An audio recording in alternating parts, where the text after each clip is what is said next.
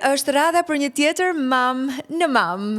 Pas pak do të vi një tjetër e ftuar e cila do të ndajë eksperiencën e saj, por gjithashtu pa humbur kohë, unë dua t'ju falenderoj që na ndiqni javë pas jave, por do t'ju lutesha të na bëni subscribe në kanalin tim në YouTube për të parë çdo seri, çdo podcast, por gjithashtu edhe për të na sugjeruar të ftuar që ju keni qef të shikoni në mam. Edhe një falënderim special shkon edhe për Lejthiza dhe Dinorios që mbështesin çdo javë mam. Shikojmë se kush vjen pas pak. Pas lindjes jam ndjere për këdhelur sepse duke patur dhe statusin e gruas lehone, kam patur dhe motrën binjake shumë afër me shtëpi, ato të gjithë vinin në shtëpi, merrshin me bebin, të pyesnin ç'a të pihet se je lehone, merr këtë, merr atë. Po lehonia ime zgjati 5 vjet. derisa ngela shtazon me zharë.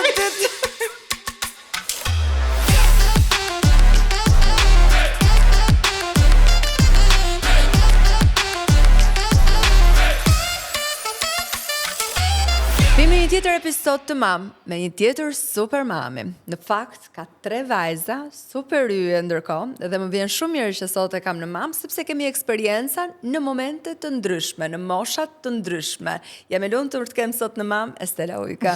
Përshëndetje super mama, përshëndetje Orinda, dhe unë jam shumë e lumtur që Faleminderit që je sot këtu. Faleminderit që je sot këtu për të na treguar në fakt atë që ne shpesh prekim në mam, që vërtet ne nuk mund të jemi perfekt, ne nuk mund të jemi mama perfekte, nuk mund të kemi le të themi ato familjet perfekte, por jemi të vërtet, apo jo, Estel? Po, jemi është shumë e rëndësishme. Jemi të vërteta, jemi të forta, edhe i besojmë instinkteve tona, dhe po e bëjmë këtë gjë, ndoshta unë 3 herë, po për herë të parë çdo herë në etapa të ndryshme. Ashtu ndjet në fakt, sepse gjithmonë je e re për çdo gjë. Në fakt edhe secili tip një fëmijë është krejt i ndryshëm nga i pari, i dyti apo i treti. Megjithatë, kur ti kthehesh pas, kur e kujton Estelën apo kur mendon kohën tënde të mëmësisë, e kujton me mall, me lodhje, me nostalgji gjithë rrugtimin tënd, Shtatzanin e parë edhe mëmësinë e parë e kujtoj me një miks emocionesh, sepse pavarësisht se unë do bëhesha nën, nuk e kisha shumë vëmendjen tek shtatzania ime. Pse? Sepse ne krijuam familjen tonë të vogël pa miratimin e familjeve tona, kështu që na u desh pak të unë isha thellësisht e prekur, e lënduar edhe nuk e kisha vëmendjen që duhet kisha te shtatzania. Ishte një proces dhe një vulosje e dashurisë tonë. Por unë vetë personalisht si Estel nuk është se isha gati, isha nën, e doja këtë gjën dhe kishte ardhur në momentin që kisha zgjedhur unë, thjesht ne duhet të vulosnim dashurinë tonë. Për t'ia treguar që ne duhemi dhe kjo punë ka marrë fund. Ja kishim vendosur bebit emrin që pa lindur, kishim bashkuar emrat tanë, se vajza e parë ka emrin Lores. Kështu që nuk mund të them që isha totalisht e përqendruar tek shtatzania, shqyr Zotit shkoi mirë, ndoshta është edhe ndonjë kështu tip si mirë që mos të jesh super e përqendruar dhe ta kesh vëmendje, se nuk e morën vesh fare se si kaluan muajt edhe si e morë vesh kur ngele shtatzan? Pra ishte një proces që e kishit nisur tashmë.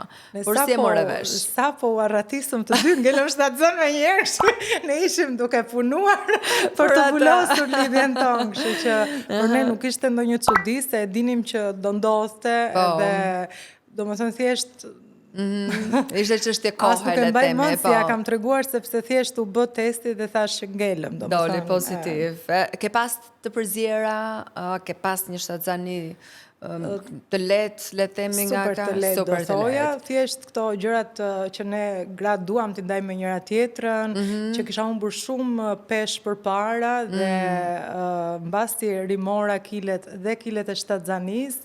Do me thënë, pash një grua të rumbullakosur që nuk isha përgatitur ta shikoja, kur më shfaqen dhe strijat në muajin e 9, nuk isha gati, se isha vetëm 24 vjeç, dhe ishte një dramë shumë e madhe, si mund të ndodhte kjo trupit. Ndryshimet në trup, nuk mund të them që i përjetova me super panik të madh, po nuk më erdhi fare mirë, se nuk mendoja që do më ndodhte kur mua. por tani shoh edhe gëzoj që janë një shenjë e një gëzimi të madh në jetë. 20 vite thuajse përpara? 20 vite përpara. Thuajse përpara, në fakt nga Loreste dhe në pritjen e saj dhe ndoshta nëse do t'ishte në ditët e sot me ato strijat që dalin, mendon që ishte si pakujdesi apo që është genetike, si gjykon sot që flasim? Mendoj që edhe informacionin e nevojshëm dhe të duhur nuk e kisha. Lorest është fëmijë dimri, kështu që kremrat sigurisht që kisha dhe gjithë vajrat e nevojshëm, po duke qenë në dimër, ishte pak më sikletshme dushit, masazhohesh e të rije gjatë, ashtu duke trajtuar veten. Siç të thash që unë vëmendje nuk e kisha tek bebi fatkeqësisht. Do më thënë sigurisht që gëzimi e lumturia aty ishin, por ishin mixed me ndjenjën e pranimit, me dashurinë e munguar të prindërve, se ne në atë kohë deri ku ka lindur vajza nuk është se i kishim rikonciluar gjitha marrëdhëniet, kështu që isha pak e shpërndar, e coptuar, edhe nuk mund të them që isha 100% tek bebi, nuk isha gati, nuk dija çfarë ishte fëmia, nuk dija, ne nuk kishim patur në fakt as beb në shtëpi, në kuptimin e fjalës se të kishte një motër apo vëlla më të vogël, apo një mbes. Pra ne as në shtëpinë në Tiranë nuk është se na kishim vizituar në një fosh, kështu që s'kishim as një eksperiencë, as te e lara e bebit, as te ushqyer, as te pampers, se sigurisht që kurset para 20 vitesh nuk kanë ekzistuar ndonjëherë. Nuk është se të jep dikush këshilla përveç grave më të mëdha në moshë që i ke afër lokalisht komshije. Për më tepër ato me zi flisnin aso kohë, se tani është bërë më kollajt edhe më thjesht flasim me njëra tjetrën, përpiqemi të flasim në më shumë madje që të marrim informacion. Kurse atëherë kjo e folura për gjëra grashle, temi për gjëra shtatzanie, akoma ka qenë kështu si punë tabuje, le të themi, mos trego. Është kjo diversiteti i brezave që ose janë shumë të ndryshme format dhe ti i bën një lloj bloku ose një lloj barikade, ose eksperimenton për herë të parë, po shumë informacion para 20 vitesh nuk ka patur, ne informacionin lehtësisht aksesueshëm me telefona nuk e kemi patur. Kështu që kjo ka sjell pasojat e veta normalisht. Dadot. Dhe akoma më e fortë besoj do ketë qenë post lindje, pra momenti kur lindi Loresti edhe më pas. Momenti kur lindi Lorest, mendoj se ka qenë domethënë doktoresha më tha që është bebi më i bukur i gjithë spitalit, unë sigurisht që nuk e besova. Edhe thash Lore, thash se gjithë bebat e bukur janë. Po në fakt duke qenë se ishte fëmijë me peshë, Lorest ka qenë 4.200, kështu që ishte goxha i formuar, edhe ka lindur me operacion, dhe ka lindur goxha e bardhë, jo nga bebat që skuqen nga lindjet natyrale. Kështu ishte vërtet e këndshme ta shikoje, ta mbaje, ta ndjeje. Ja niste direkt me gjithënien? Apo jo? Po, direkt me gjithënien dhe shkoj shumë mirë, dhe ai proces. Unë kam patur një dado të vajzës madhe, e cila kujdese edhe për shtëpinë përpara, të cilës jam shumë mirënjohëse sepse ishte gjirokastrite, po edhe shumë meraklie për pastërtinë, për punët. Unë të gjithë gjërat, e them sinqerisht, i kam mësuar nga jo nga mami jonë, se mami jonë duke qenë shtëpiake, dhe ne ishim studente të mira, pastaj filluam karrierat, kujdesesh për gjithë shka mamin. Po. As gatimin, as asnjë gjë. Kështu që mua më desh të bësha grua nën survejimin e dados Leas, e cila më mësonte çdo gjë.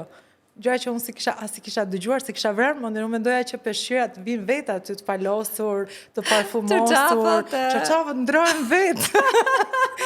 Kështu që kur më duhet t'ja bëja fëmijës tim, ajo ka qenë shumë suport i madh që Dhe ka qenë me të tre vajza, me të treja vajza? Jo, ka qenë vetëm me vajzën e madhe. Vetëm me Lorestin. Po, atë ka emëruar mbesa ime. Gjithë lagja mendon që është mbesa e saj se e ka rritur vetë fundja dhe ja jap gjitha kreditet me shumë dashamirësi, por me thënë të drejtën pas lindja për mua nuk ka qenë fare traumatike, sepse kjo zonja kishte 3 fëmijë, shumë të rritur, të cilët e dëshironin këtë bebin. Kështu që unë kisha shumë ndihmë, rastësia gjatë gjithë rrëfimit tim orinda ti do dëgjoj shumë shpesh që unë jam shumë e fat. Shumë e fat, po kjo është gjë e mirë, shumë gjë e mirë. Dhe nga ato mama që mos ma preki bebin me dorë njëri, nuk isha, ato jam mjafton të ndihmojnë, të jenë këtu prezent. A ti nuk e pas probleme me gjumin për shembull? As me gjumë. As me gjumin, perfekt. Nuk e mbaj mend si një kujtim të keq që më ka traumatik, zgjuar. Jo. Sepse si do qoftë, vërtet dhimbjet e lindjes apo të operacionit mund të harrohen kollaj. Po ato netet pa gjumë. Kur s'mund të harrohen. Nuk mendoj se kanë qenë aq të shpeshta sa më të më shënonin se në gjithë bisedat me kolegët e mia dhe me Mikeshat jam që unë dua ta bëj dhe një fëmijë të katërt dhe them që lidhet me gjumin, pra nuk kam kaluar aq shumë net pa gjumë derisa kam kërkuar fëmijë të tjerë. E ke shijuar pra kohën me Lorestin, tamam ekskluzivisht besoj bashkë me bashortin. Pas lindjes jam ndjere për këdhelur sepse duke patur dhe statusin e gruas lehone, kam patur dhe motrën binjake shumë afër me shtëpi, ato të gjithë vinin në shtëpi, merreshin me bebin, të pyesnin ç'a të pihet se je lehone, merr këtë, merr atë. Po lehonia ime zgjati 5 vjet. Derisa ngela shtatzon me zharmin. Bukur ka shumë.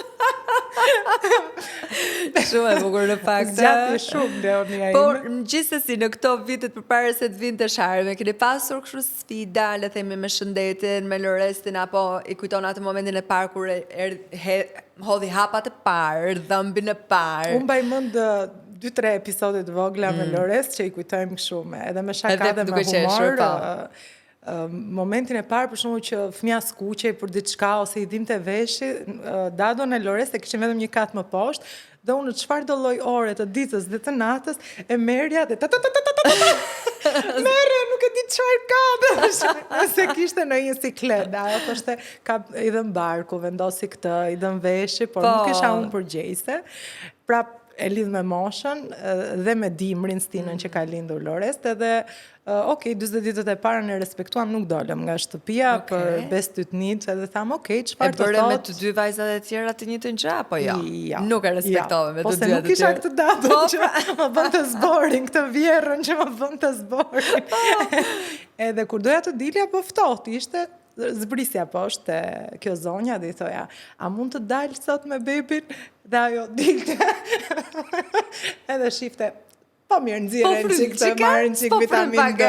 Ose dilte dhe thoshte, jo, sot s'mund të dalësh, dhe unë bëja rigorozisht çfarë më sugjeron ajo. Kishe besim maksimal. Kisha besim se shikoja dhe për kujdesjen edhe dashurinë që ja jepnin ishin tej normales dhe tej rolit, domethënë. E marrësh, dhe kur do të vendosje për Sharmin, që dua një tjetër fëmijë. Ka qenë vendimi yt ekskluzivisht, se e doje shumë Sharmin, një vajzë të dytë? Jo, unë doja fëmijë tjetër, bashorti nuk donte një fëmijë tjetër, mjaftohej me vajzën e Ishte të lumtur me vajzën, po. Por nuk është se unë po e kërkoja këtë fëmijë tjetër. Thjesht kur ndodhi, unë doja të ishte, pra nëse është një shenjë nga Zoti që ne të rritemi si familje, unë vizionin tim të lumturisë e kam me një familje të madhe, jo me një familje të vogël, kështu që sa më shumë të jenë aq më mirë. Nuk është, unë personalisht nuk mendoj që nëse ti përqendron gjithë forcat e tua dhe gjithë mendjen dhe dashurinë tënde në vetëm një fëmijë, ke bërë më të mirën e mundshme, sepse ne nuk e dim çfarë do ndoshta dhe ai fëmijë. Dhe ndonjëherë në këto diskutimet e mamave që pse pyesni një nënë të re për një fëmijë të dytë apo të tretë, ndonjëherë këto pyetje bëhen nga dashuria, nuk bëhen nga imponimi i shoqërisë. Domethënë shumë shpesh unë me binjakën time kemi bërë shumë shpesh këtë bisedë dhe këtë pyetje që niste të dytin. Po është tjetër gjë kur ta vën motra, se është tjetër gjë. Nuk është për imponim, është për të dhënë ty një dimension tjetër kur unë kisha fëmijën e dytë. Me drejtë. Domethënë për të dhënë që fëmijët të pasurojnë, nëse kemi mundësitë, se tani nuk duam të hapim. Po, patjetër, të lumturojnë, t'japin një tjetër dimension të jetës normalisht, edhe një dimension të bukur atë që vërtet jeta ka kuptim, atë që flasim shpeshherë, jeta merr kuptim kur ata janë jetën tonë. Kështu që është shumë gjë e mirë, po erdhi duke e provuar rastësisht, totalisht rastësisht, dhe bashorti nuk ishte dakord siç ta thash, dhe e dha opinionin e tij, sigurisht që nuk më pëlqeu mendimi kur stetet, mbasi është fakt që ti je shtatzën që unë nuk dua fëmijë tjetër. Domethënë, në këndvështrimin tim, nëse nuk do fëmijë tjetër, duhet të ruhesh. E drejtë. Kështu dy e madhe. Kështu post factum nuk më pëlqen, domethënë se ti barrën edhe aktin po ma lë mua në dorë, gjë që nuk është as e natyrshme, as e mirë, as e, domethënë, dhe unë mora vendimin që do ta mbaj pa dëshirën e bashortit, sepse unë dua ta mbaj, dhe pikë. Doti që mua me Sharmin më filloi një gjakder dhe një hemoragji. Edhe mendova që e humba fëmin, se mbas leja se kisha bërë një abort spontan. Dhe thash, okej, po përsëritet historia, dhe me qënë se edhe ky nuk e donte. E more si shenjë tjetër? E mora si shenjë dhe shumë të keqe, me të drejtën. Binjakja ime më shoqëron te këto vizitat, ndoshta për të bërë ekon dhe sipas udhëzimeve të doktorit dhe për të hequr fëmin apo barrën e dështuar. Binjakja ndërkohë ishte shtatzën për vete. Okej. Nuk e mbaj mend tani a dinte, më duket se nuk e dinte as ajo se kanë 3 jo, ishte 3 muaj që duhet ta dinte. Duhet ta dinte. Më shoqëroi dhe më thash, okej, humba babyn. Tani, Eko nuk ma bëri doktori që më ndiqte mua, ma bëri një djalë pak më i ri në mosh, nuk e mora vesh çfarë ishte, se nuk e mbaj mend. Po ai shikonte, tani unë prisja për tretën ati që të thoshte, zonë, më vjen keq. Ai pa, du-du-dum. Edhe unë hëpra, thua, je për lajmin e keq. Edhe tha, shikoj e këtu, sta mirë, shif si rezemra. Që po thua, thash, se isha përgatitur që kishte ndodhur diçka e keqe. Jo, ta bebi është shumë mirë. Edhe sigurisht që pastaj u gëzova prej vërteti. Ajo ishte shenjë tamam që, po. Edhe i thash, më vjen keq, po nuk ishte abort. Ti do vesh baba prapë. Edhe si vijoj më pas e shtatzëni? Tani unë do ta them pak me nota humori, sepse shtatzënia është shumë mirë, do më thënë, pa asnjë lloj komplikacioni, asnjë gjë, por kur lindi Sharmin, që babai nuk e dëshiron, dhe që nuk e dinte as si e kishte emrin. Unë po vuaja me emrin, s'po gjeja një emër, se unë emrat e vajzave doja të ishin unik në të gjithë botën, të mbaronin me bashkëtingëllore, të lexoheshin njësoj si shqip si anglisht, kisha disa një listë me çeke që duhet të përmbushte emri. Edhe nuk ja kisha thënë këtij emrin e gocës, edhe historia e emrit është shumë e bukur. Nuk po gjeja një emër që t'i përshtatej, dhe në një listë me emra i lirë më del një emër Sarmin. Sarmin ishte një vend i lirë, thoshte për kthime aty, dhe në të njëjtin moment më vjen një koment, aso kohë ka qenë Facebooku, edhe shtatzën nuk e ke humbur Sharmin. Dhe u bë si match në kokën time dhe thash, okej, Sharmin është emër shumë i bukur, emër kallëzore në fakt, sepse ashtu është rasta.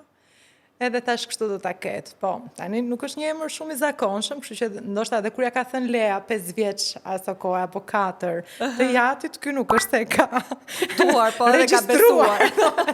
Ka thënë që më këto emra të çuditshme që gjen kjo. Dhe mbasi lindi Sharmin, sigurisht gëzimi madh, edhe Sharmin po ashtu buçko e këndshme.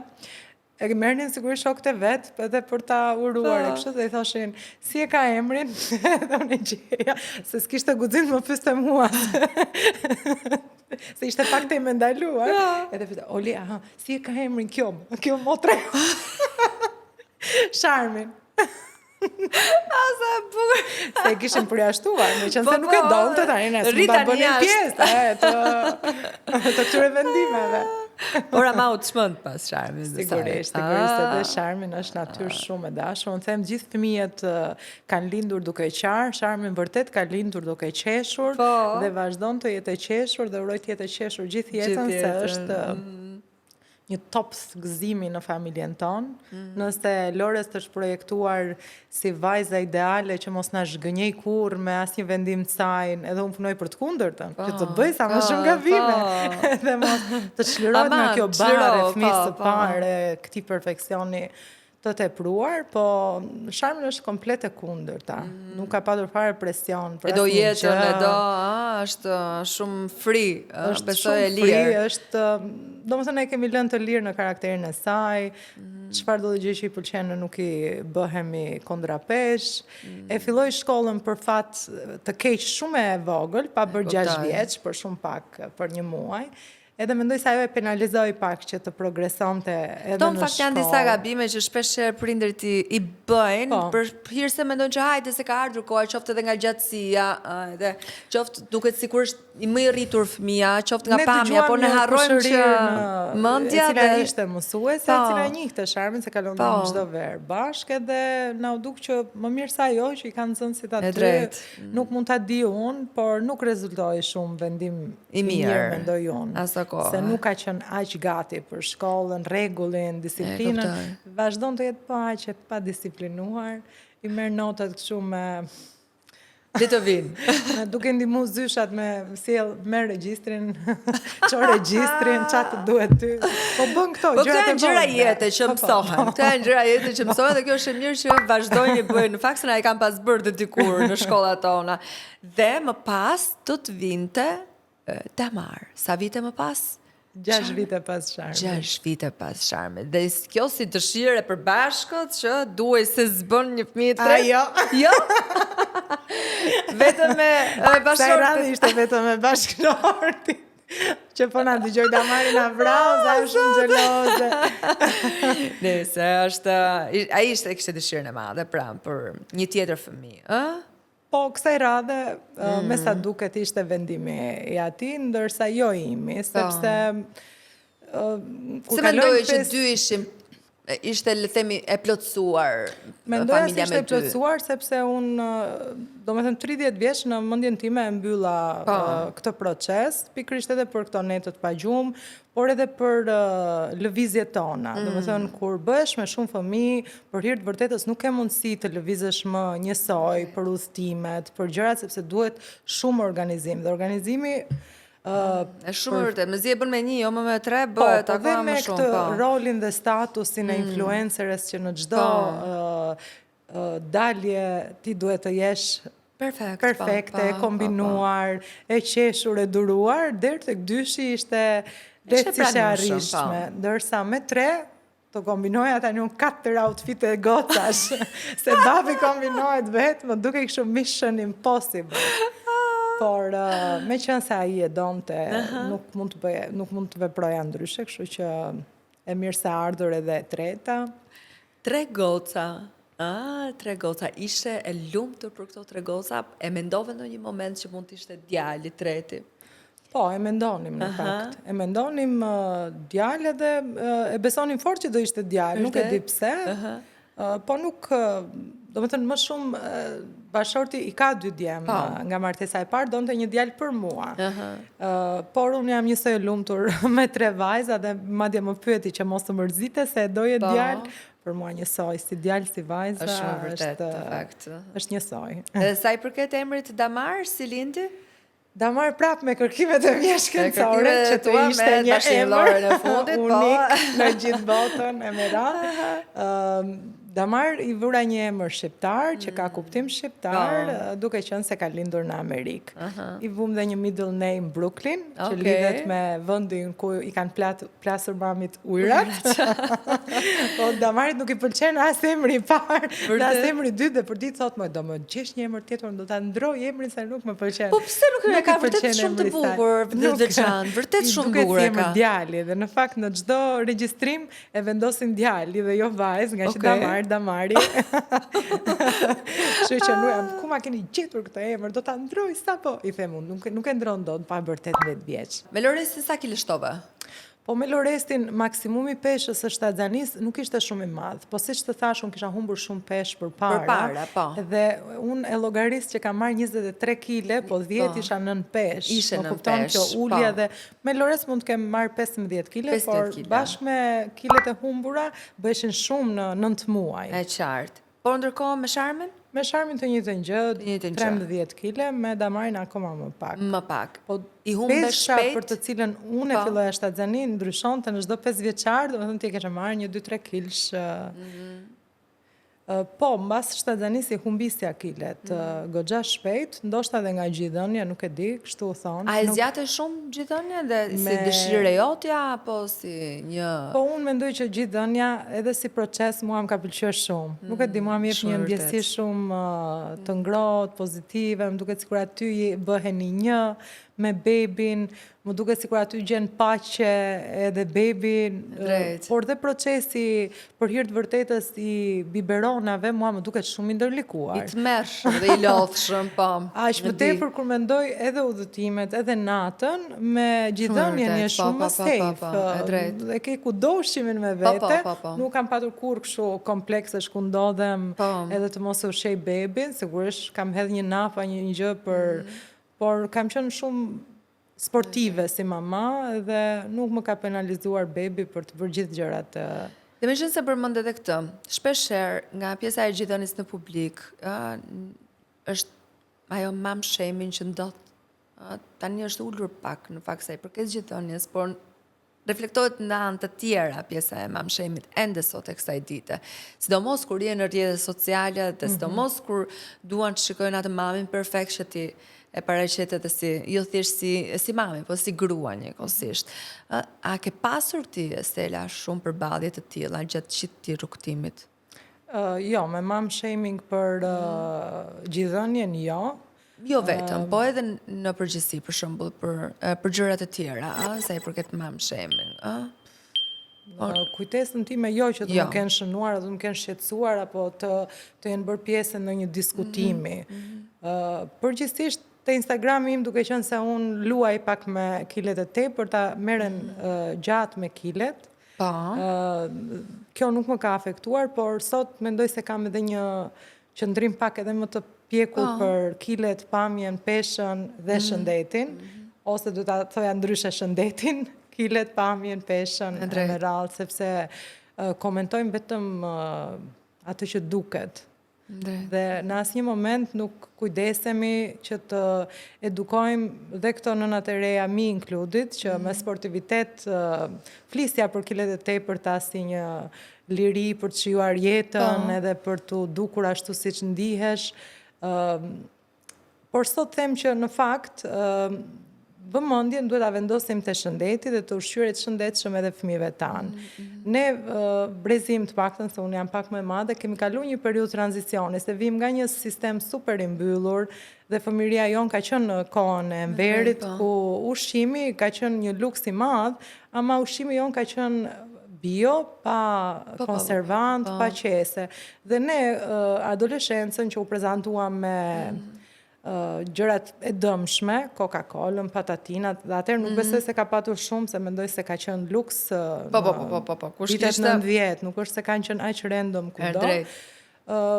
Nuk u prezantuam që këto ishin aq të dëmshme, kështu që ne brezion nuk i pam si një gjë që do na shkurtonin jetën ose do na sillnin smundje. Ne në shtëpitë shqiptare, Coca-Cola është parë si një luks që po ja jep fëmijëve për të shpërblyer diçka, një ëmbëlsirë është parë si luks që po vjen në shtëpi. Tani jemi në pikën që ushqimi është mbi ngopje, mbi ekspozim dhe konservantë, qeset e me radhë, dhe jemi në pikën që po bëhet alarmante për fëmijët, për mbi peshën e fëmijëve. Unë 5 vite më parë mund ta bëja këtë edukimin me çan këto që hani me këtë gjuhën pak të ashpër të mamave që janë edhe pissed off, por ndërkohë vetë në frigorifer mbaja kola. Kështu që në këtë drejtim jam në hapat e para të ndërgjegjësimit të ushqyerit të shëndetshëm për shëndetin, jo për kilet as për pamjen në Instagram, se kjo nuk më ka penguar ndonjëherë. Madje kisha një shprehje me shaka që u thoja mikeshave të mia, duke qenë se e vetë ndjera është që unë jam një grua e bukur, kjo bukuri do mbajtur, i thoja, dhe i duhet ushqim për ta mbajtur, por nuk është e vërtet, nuk është e vërtet. Duhet investohemi në këtë pikë, edhe si shembull personal edhe për fëmijët tanë, edhe për brezin që po vjen, sepse çdo ditë më tepër shohim problematika smundje të cilat kanë filluar t'i kemi të shohim rëndom, edhe çuditemi, nuk duhet çuditemi as Si ndodhin në pak. mosha kaq të vogla. Çuditemi as pak sepse është pikërisht kjo mënyrë jetese, mënyra jo e shëndetshme e ushqimit që ne po na penalizon çdo ditë më shumë fëmijët tanë njëkohësisht. Mirë, ti nuk hyre në një faqe bosh të librit, siç e përmendë në fillim të këtij emisioni. Ti hyre u bëre pjesë, le themi, e fillove familjen tënde kur bashorti yt e kishte nisur tashmë një familje dhe besoj që për ty ka qenë një proces i vështirë. Pas shkaqit dashurisë të madhe që ti ndjeje për të. A ka qenë e vështirë për ta mbajtur, le të themi, këtë marrëdhënie dhe qoftë për ta pasur edhe, le të themi, 2 fëmijët e tij të parë për t'i bërë pjesë të jetës tuaj? Mënyra se si Lenci e ka menaxhuar këtë pjesë ka qenë totalisht e tija, edhe në 10 vitet e para të marrëdhënies tonë, se djemtë e Lencit kanë qenë shumë të vegjël kur ne morëm këtë vendim, i madhi ka qenë 15 vjeç. Kështu që nuk më takonte mua se isha më afër, unë isha vetë 23 vjeçe që të merja pjesë në vendim marrjen e marrëdhënies se si do ta gjestonte Lenci marrëdhënien me familjen e tij. Kështu që ai vendosi që të na mbante larg edhe të mos përcillni asgjë te njëri tjetri, përveç një marrëdhënie të ftohtë edhe me shumë respekt. Duke mos ndërhyrë pra tek njëri tjetri. Duke mos ndërhyrë, po dhe nuk kishim komunikim fare. Kishim vetëm fëmijët me njëri tjetrin, por jo me mua, kishim vetëm përshëndetje sa për kortezi, sepse dhe atyre duaj kohë ta procesonin, i duaj kohë të kuptonin. Si ja ke treguar ti Lorest për herë të parë? Lorest që kur ka lindur është prezentuar me vëllezërit se bashorti ka pas një lokal dhe ata kanë ndënjur bashk. Dhe kur ka qenë e vogël as nuk e kuptonte se çfarë do të thotë të kesh vëlla që duhej edhe gjysma tjetër, kështu që as nuk erdhën pyetjet, madje ka qenë shumë për të qeshur se kur shkonte në Kopësht, Lorest i thoshte edukatorëve që unë kam dhe 2 vëllezër. Dhe duke qenë se ato po njinin mua, thoshin, po ja fut kot kush e di kë quan vëllezër ato shok të lagjes. Po ndërkohë ajo thoshte të vërtetën dhe ne nuk kanë bërë pyetje shumë konkrete se kanë qenë fëmijë, po i kanë kuptuar vetë gjërat smooth dhe janë thënë gjërat ashtu siç janë. Babai ka 2 fëmijë në një martesë të parë. Po, kështu që nuk kanë qenë shumë... Dhe ko shëron në fakt, apo jo? Po, dhe kishte të drejtë dhe sot që ata janë po bëhen të 2 prindër vetë, kanë gjetur dashuritë e tyre dhe që është normalizuar kjo gjëja dhe ne kemi një marrëdhënie të shëndetshme. Ishte dhe një dasëm para të takosh. E shijuat besoj atë? E shijuam shumë, me thënë drejtën, e shijuam shumë se është shumë kënaqësi kur e shikon. Unë shijova fëmijët e mi, sa mirë i kam rritur, sa me dashuri, sa me respekt për të gjithë. Edhe për vëllezërit e tyre, edhe për nuset e reja. Sigurisht mama e tyre gëzoi edhe shijoi fëmijët që janë bërë burra edhe që po bëhen baba. Të 2, kështu që po shijova dhe Lencin që me thënë drejtën ishte shumë i lumtur dhe nuk e kisha parë ndonjëherë aq të lumtur. U emocionua shumë? U emocionua dhe se me zi mbushëm mendje që dasmat janë gëzimi i madh. Se të 2 kanë komplekse edhe djali i madh i Lencit të jenë në ambiente me shumë njerëz apo të duhet të kërcejnë dhe kur e dëgjova burrin tim që thoshte, a të çojmë të kërcejnë, tash çfarë ka ndodhur? Sa bukur. Është gëzimi për fëmijë normalisht. Është gëzimi i madh kur janë të gjithë shëndoshë mirë, janë të gjithë plotësuar, të lumtur, bashkë edhe në fakt dua të kaloj pak te Lorest sepse tashmë do flasim pak për secilën prej tyre sepse siç thash në fillim janë, le të themi, në mosha të ndryshme dhe ti po prek avanshavar secilën etapë me secilën prej vajzave, me disa të përsëritura njëkohësisht, por unike në llojin e vet. Me Lorest jeni tek pjesa e universitetit. Po. Kur takuam bashkë që a është shumë rigoroze në pjesën e mësimit.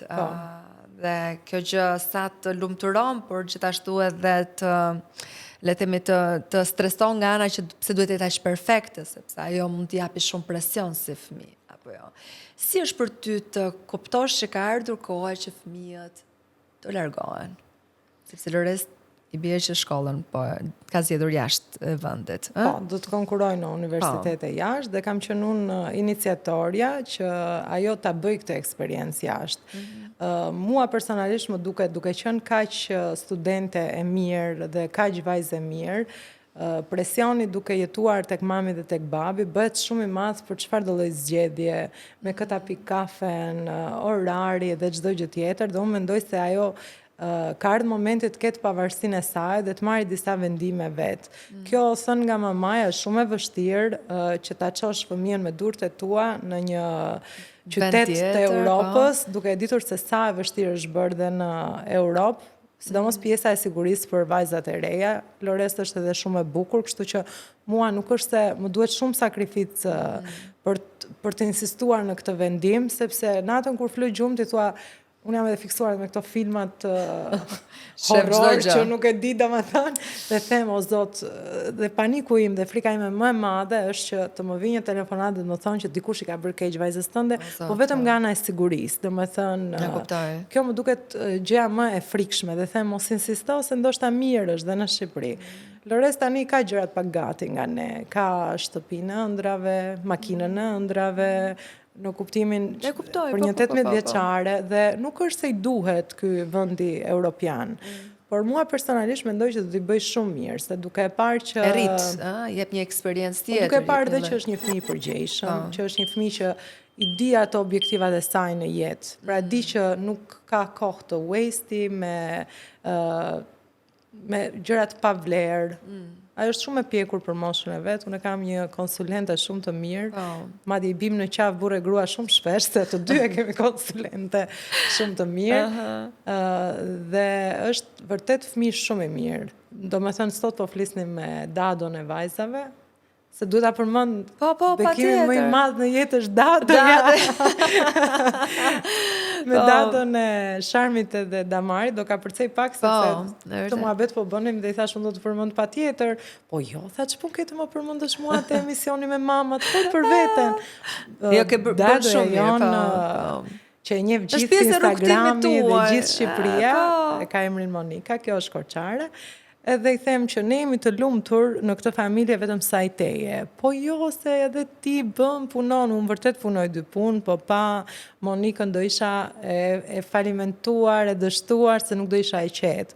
Unë e di që fëmijët e mi janë të mirë ushqyer, falë saj, e di që u kthyen në shtëpi, ndonjëherë më duket vetja edhe shumë ama e keqe se nuk pyes 100 herë në ditë erdhën, hëngrën, sepse e di që është Monika aty dhe i shërben. Dhe këtë po i thoja, o Monika, do më thënë nga dasma dhe nga kjo feeling i pas dasmës, thash, në dasëm u krenova me fëmijët që kisha, se në Instagram ndoshta edhe nuk e bëj, e nxjerr vetëm si vajzat bukura, po jo se sa të mirë rritura janë edhe sa vlera kanë, sepse Pashlean që është 20 vjeç i thash dhe si nuk ka sharë ky fëmijë, thash, një person në jetë, një shoqe, një shok, një zysh. Si nuk ka folur kur keq për dikë. Po, tha e vërtet është. Po, as ti nuk flet. Shemble, as tu nuk flas, tash, po. Në shtëpi, po. Edhe unë ndjera vërtet shumë krenare. Është shumë e rëndësishme, fakt ajo. Çfarë grua e shpreson të bëhet? Lores është në fazë që po njeh veten, edhe unë nuk i përzihem asnjërës nga të treja, nëse vjen të kërkoj një mendim, një këshill, unë ja jap ashtu si e mendoj, po kryesisht i jap disa alternativa që të zgjedhë vetë. Nëse do ma bëj këtë pyetje para 2-3 vjetëve, Lores nuk do martoj kur, nuk do bënte kur fëmijë, se ishte pistof nga motrat e vogla që qanin, edhe që i ngelte faj, po jepja lodrën se është më e vogël, mbaje se është më e vogël, ruaj se është motra jote, dhe me këtë deklarat, do me thënë, është rritur deri tani, që ka ardhur nipi i Lencit, djali i djalit, dhe që tani ka filluar të dashuroj po fëmijët, se është me faza, kam përshtypjen. Kështu që unë dua që të jetë dua që të jetë, mendoj se do jetë, sepse thash është e mirë investuar tek gjërat që do. Është edhe është dhe egoiste, dhe perfeksioniste, po dhe egoiste, pra ajo lufton, punon dhe ja arrin ato gjëra. Kështu që mjafton që të jetë një grua e zonja e vetes vet, të ndjeki zemrën e vet dhe ato besimet e veta, vlerat e veta, mos I duhet të bëj shumë kompromise në jetë se s'ka shumë nevojë. Po, Kështu që mjafton të jetë e lirë, se deri tani që flasim, më mendoj që Lea është akoma duke përmbushur pritshmëritë tona për të. Okej. Domethënë çfarë do mami dhe çfarë do babi. Unë dua që ajo të zbuloj çfarë do vetë dhe të bëj çfarë do vetë. Prandaj e gatshme ti thuash është koha që të zbulosh veten tënde, edhe me gjithë vështirësitë e një mami për herë të parë. Në fakt, dua të kaloj të sharmin, por duke kaluar të sharmin kaloj në adoleshencë. A sharmin është Sharmin është 14 vjeç. 14 vjeç, fiks adoleshencë. Dhe kur flasim për adoleshencën, ka shumë vështirësi. Çdo herë, çdo vit bëhet më vështirë sa I përket adoleshencës. Dhe në këtë pikë dua të kemi edhe krahasimi midis sharmin dhe Lorestit në këtë pikë. Si ka qenë adoleshenca për të dyja? Sharmin, duke patur një motër më të madhe, mendoj se ndodh në të gjitha familjet, rriten pak më shpejt. Prezantohen pak më shpejt me të gjithë ndryshimet që bëjnë vajzat e reja. Po. Kërkesën për të ngjitur tipsa, qoftë dhe për lojë, apo për të ngjitur qërpik falco, e çdo gjë falco, sharmin është komplet e kundërta e Lores, do të jetë e kuruar, pëlqen make-upin, do të bëhet një make-up artiste. Po, e kam parë ka hapur një faqe në fakt. Unë I shty, thash, unë I le të lira dhe I shty që t'i plotësojnë ëndrat e tyre, nëse duan të dropin këtë të bëjnë një ëndër tjetër, unë do jem aty për ato. Siç të thash Armi, nuk ka qenë shumë e orientuar drejt mësimeve dhe kështu që mua më është dashur të ajustohem edhe të jap zë pjesës tjetër. Dhe kjo duhet bërë në fakt. Kjo duhet bërë. Se të gjesh talentet të saj, se ku mund të çajë më mbrapa, që të jetë e lumtur ajo vetë, jo diçka të detyruar, besoj. Dhe nuk jemi bërë shumë pengesë, vetëm gjërat që janë shumë të dëmshme. Asnjëra nuk ka bërë ndryshime me ora flokësh, me gjëra të pare kuperueshme se pa xhustueshme, por e kemi lënë më shumë të lirë se ç'duhet, ajo nuk përton të langoset, sa vjen nga shkolla, vër një panqerpik, hiq një panqerpik, gjë që bërë shumë e bezdisshme, po ndoshta themi është periudha e adoleshencës. Bërë sherr në këtë pikë shpesh Estela? Nuk I zgjidhim me sherr, por nuk më pëlqen dhe kthej fshi buzët, hiq këtë, bëj ata, domethënë sharmi përgjithsisht na dëgjon, pavarësisht se ka sjelljen kapriçoze, mos kokçarse, po sharmit më shumë I bëhet guide, mentore dhe roje, motra e madhe.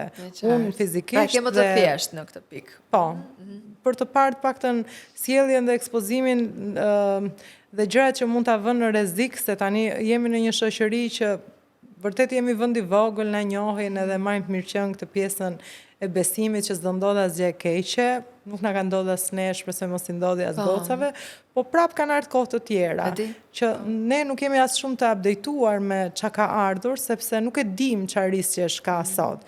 Ne këtë pjesën për shembull, prap e them brezion me këtë pjesën e bullizimit, ne jemi fare përballur në këtë lloj pikë, nuk kemi patur episode, s'kemi patur në klasë në asnjërin nga vitet, persona që ti kemi bullizuar, kështu që nuk dim as si të komportohemi, se na duket si për të qeshur. Madje në bisedat me mikeshat them, në brezin ton, bullizuesat më të mëdha kanë qenë mamat.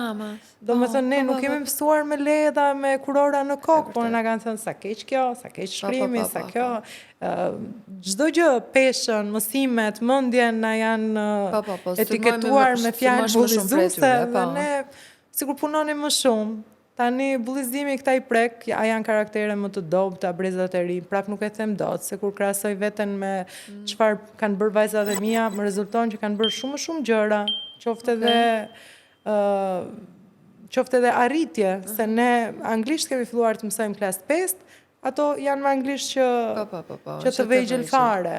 A mendon ti se puna jote ka ndikuar le themi në rritjen e tillë të sharmit, kupton? Sepse shpeshherë kur ne jemi shembulli i parë i tyre, por ka vajza për shembull si Lores që thua ti që ndoshta nuk ka ndjekur me përpikmëri formën se si ti, në vanitetin e të gjitha ndoshta si ty.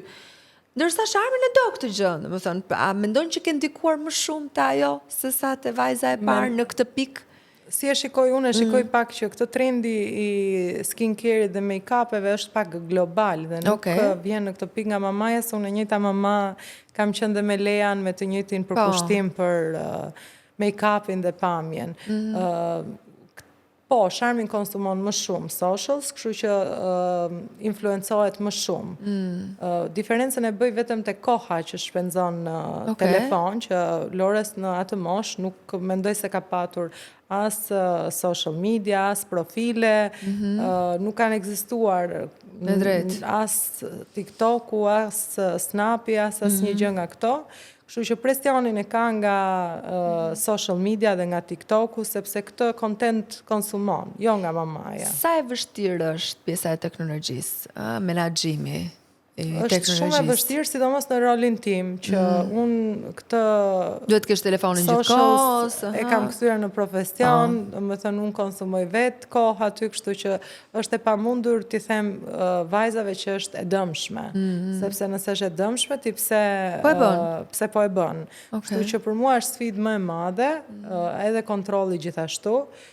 Unë mundohem ta shikoj pozitivisht se mua nuk më ka bërë ndonjë dëm të madh, po sigurisht që kam hyrë në socials në një moshë shumë të madhe dhe kam ditur ta bëj filtrin vet. Dëm padyshim na ka bërë dhe ne, se dhe ne mendoj që jemi pak addicted, por jo në një dëm në karakter apo në një dëm të madhshëm shumë të madh. Për mua është shumë e vështirë. Tani kam filluar të bëj atë mamën e keqe, të mbledh telefonat në orën 12. Po ndërkohë mua jam e lodhur dhe më zë gjumin 12:05, shoh në mëngjes që ma kanë marrë. Po sa ka filluar kjo që më vjen shumë keq që rinë me orë të zgjatura dhe nuk i del gjumi në mëngjes. Kjo është vërtet. Dhe po djegin qelizat e trurit vërtet duke konsumuar se rigjenerohen, screening pafund, domethënë. Gjumi rigjeneron, kështu që shumë e domosdoshme në fakt edhe si pjesë e asaj që ne përpiqemi të flasim për shëndetin dhe shumë e rëndësishme që prindërit ta kenë pak më shumë vëmendjen në këtë pikë, duket thuajse e pamundur, por duhet folur ndoshta më tepër edhe për këtë pjesë. Kur më përmendi gjumin, cila është ora më e vonë që ata flen dhe kur zgjohen në mëngjes? 12 e natës dhe zgjohen në orën 7:10, 7:20. Dhe janë të lodhur normalisht. Sigurisht janë të lodhur, mbasi vinë nga shkolla, besoj se e bëjnë 1 orë, 2 orë gjumë dreke, po, sepse është e pamundur. Është e pamundur që të rezistojnë, duket se kështu është kthyer, më sa duket se më përpara ne nuk kemi pas fjetur në drek, domethënë se e bënim gjumin që 8 darkës. Edhe mirë, ekspozimi në rrjetet sociale, që ti më thua, dëshira për të bërë make-up artiste, i ka nisur, ndërkohë ka filluar ta provoj këtë pjesë, apo? Sharmin po. Lores akoma më shumë, se Lores është e vetëdijshme çfarë do të postoj, si do të duket, çfarë do të prezantoj, ka krijuar një profil disi serioz, ndërsa Sharmin është fiks mosha që nuk postojnë gjë. Domethënë kanë akaunte, po nuk postojnë sepse kanë presionin e komenteve. Domethënë mund të pëlqejë diçka shumë, mund ta postoj dhe mund ta fshin më një herë pastaj. Çik më vonë, domethënë. Ose i postojnë në këto socials të tjera që fshin vetë, si puna Snapit për shembull. Kjo është i preferuar i kësaj moshe në fakt, që ato fshihen vetë. Po pse i hapë këtë faqe?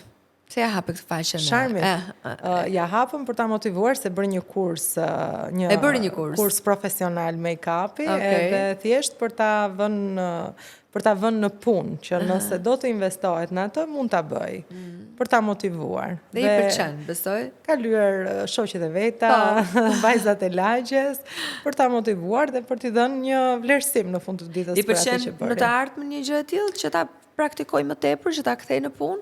Keni folur? Ajo thot që po, por Sharmin është në atë moshën që çdo lajm në showbiz apo në socials i krijon një vizion të re për veten se si do të duket. Pra njëherë do të jetojë në Dubai, pastaj do të bëhet make-up artiste, pastaj do të bëj shumë fëmijë si Kylie Jenner. Është një moshë, ato thjesht ndikohen shumë shpejt nga imazhet që i ofrohen. Fëmia i vogël është shpesh zemra e shtëpisë. La kështu ndodhe me Damarin? Edhe për ne, ashtu, nuk mund të ishte ndryshe. Sa vjeç është tani Damar? Damar është 7 vjeç. 7 vjeç.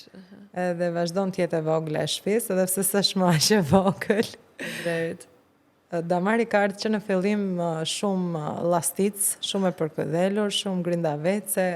Damari ndryshe nga Lores dhe Sharmi ka qarë shumë bebe, ka qarë vërtet shumë edhe ka qenë alergjike, kështu që ne edhe dyert e spitalit kemi vizituar shumë shpesh me Damarin, nuk e morëm vesh nga se e kishte, por bënte episode shumë shpesh. Ndoshta nga ky ndryshimi i vendit, të kanë thënë, ndoshta nga fakti që ka lindur në Amerikë, Shqipëria, një tjetër. Nuk ma kanë adresuar, dhe pse kam thënë këtë gjë doktoreshave, por nuk ma kanë, nuk e kanë gjetur dot nga se ka shqyqur tani mbasi ka bërë 7 vjeç sikur nuk i ka ndodhur më aq shpesh. Por që ka ardhur si llastuar edhe nga alergjia. Mamat që kanë fëmijë alergjike dinë që i rinë pak më gati se sa e di, ma merr mendja. Një fëmijë që nuk është alergjik. Çfarë të ka mësuar diçka që s'ta mësuan dy të parët, Damari?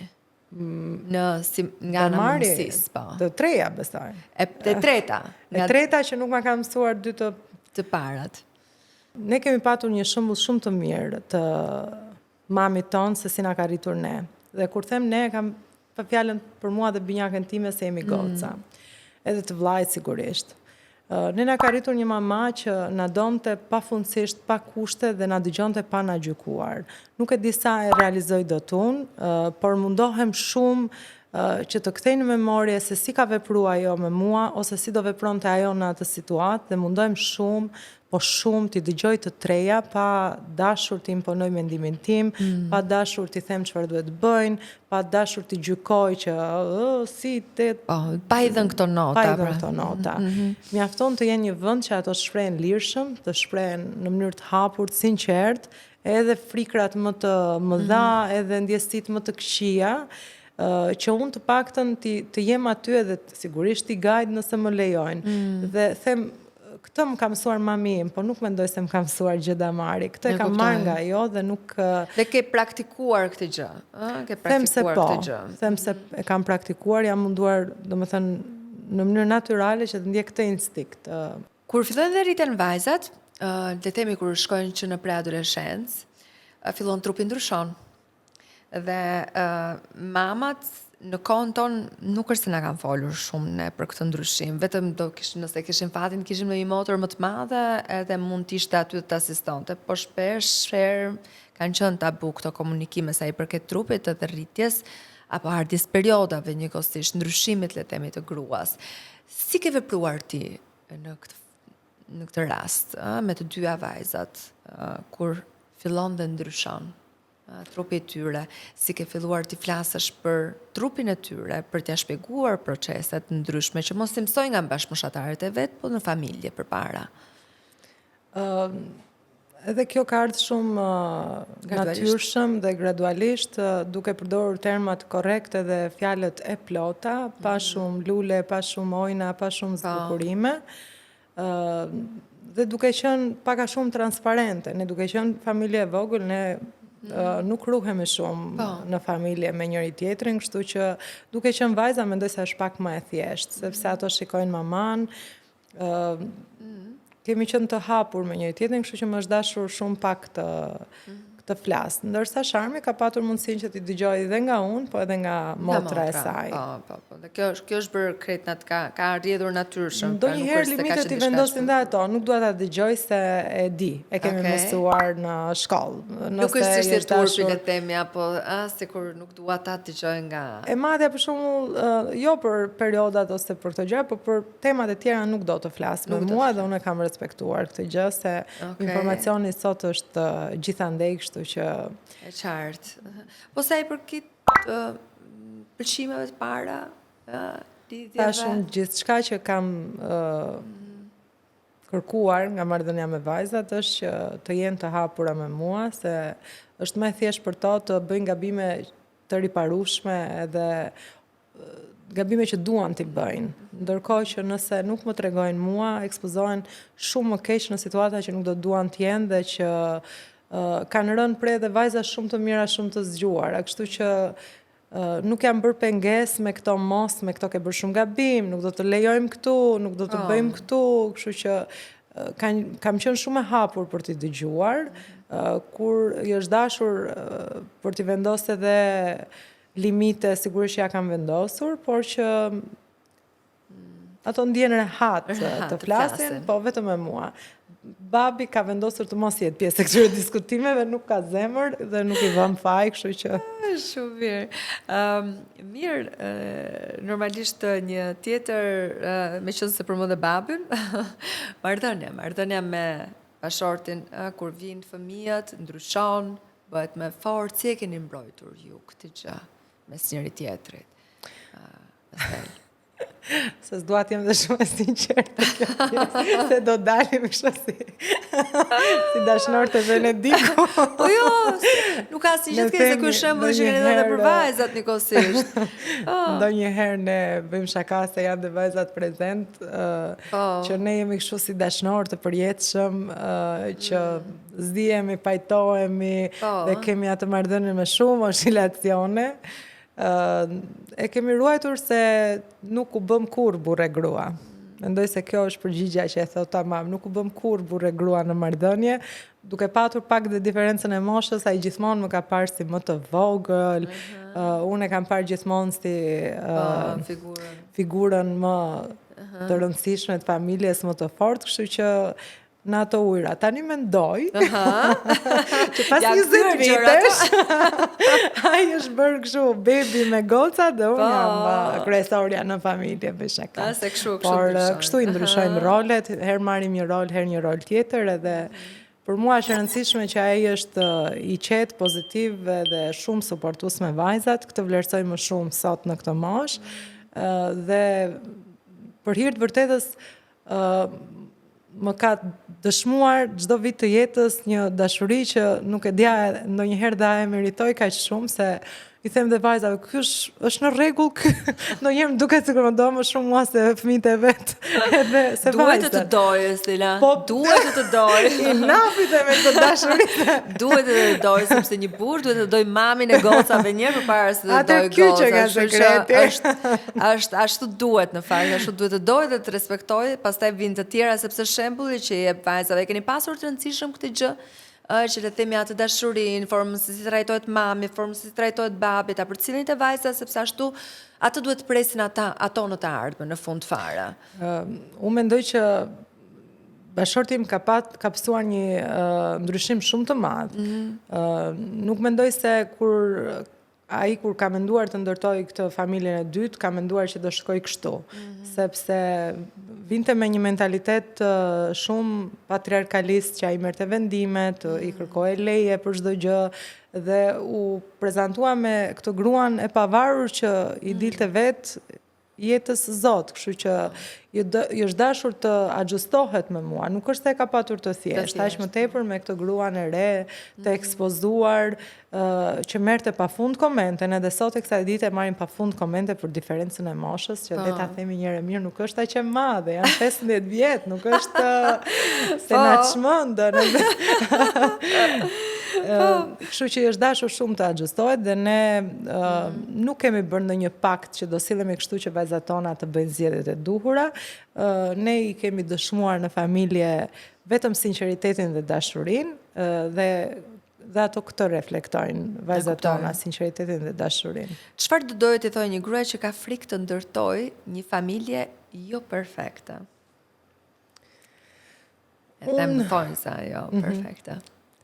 Një gruaj që ka frikë të ndërtojë një familje jo perfekte, do t'i thoja që të hidhet, të lëshohet, se gjithë gjërat shkojnë në vendin e duhur vetë, nëse ke besim të vetja, i ndërton gjërat që do, investohesh në gjërat që do, edhe forca dhe guida më e madhe e një familje është gruaja. Nëse ajo jep më të mirën e saj, jo domosdoshmërisht gjithçka ose perfeksionin, por nëse është all in për atë gjë dhe ka një kundërpërgjigje dhe një shtyllë dhe një person që ta ndajnë gjithë peshën e familjes, të hidhet se vetëm kujtimet bukura dhe gjëra të bukura do vinë. Çfarë do doje të kishe dëgjuar ti dikur? Me thënë të drejtën, çfarë nuk na thuhet është që të mbash një familje, të ndërtosh një familje dhe të mbash një familje të bashkuar do shumë sakrifica dhe do një forcë të madhe. Pra, nuk mjafton ndonjëherë vetëm dashuria, po duhet dhe kjo vendosmëria për ta çuar gjën përpara, sepse në kohë që jetojmë është shumë po shumë e thjesht ti fusësh qelmin gjithçkaje. Dhe sot me mundësitë që kemi të gjithë mund ta bëjmë një hap mbrapa edhe të mos marrim përgjegjësitë që kemi. Familja është një sfidë shumë e madhe, është një bekim shumë i madh, po i do të dy të përqendruar tek ajo vazoja që edhe tek bima e familjes. Nëse dikush që don dhe ti nuk e kthen dot mbrapsh, ajo nuk është më familje. Nëse vuan një person në familje, është e pamundur duhet ta duan dy persona. Çfarë do doje që vajzat e tua të mbajnë mend nga ti si mami? Vajzat e mia duan të mbajnë mend që mami vlerën e vet nuk priste t'ja caktonin të tjerët. Dhe që e donte shumë veten e vet, ishte pak më egoiste se mami i saj, dhe kjo nuk është një gjë e keqe, dhe që luftonte fort për gjërat që donte në jetë, dhe luftonte shumë për familjen e saj. Familjen. Dhe në qoftë se një ditë vajzat e tua do të flasin për ty, çfarë do doje të thonin ato? Si çdo fëmijë tjetër mendoj se do thoshin që është mami më e mirë në botë. E patjetër që do e thonë. Stel, dhe tani është momenti për disa pyetje të shpejta, kush është më kokëforta nga vajzat? Sharmin. Cila vajzë të ngjan më shumë? Damari. Kush qanë më shumë? Damari. Kush fiton gjithmonë? Sharmin. Kush është më boss në shtëpi? Sharmin. Kush rregullon më shumë? Asnjëra. Asnjëra. Damari, jo Damari vërtet. Ka qef të sistemoj Damari. Kush ka karakterin e babit? Lorest. Të mamit? Damari, Sharmin. To të dyja vinë kështu si njësoj. Janë shumë njësoj. Kush të bën të qeshësh më tepër? Sharmin të gjithëve. Kush të lodh më shumë?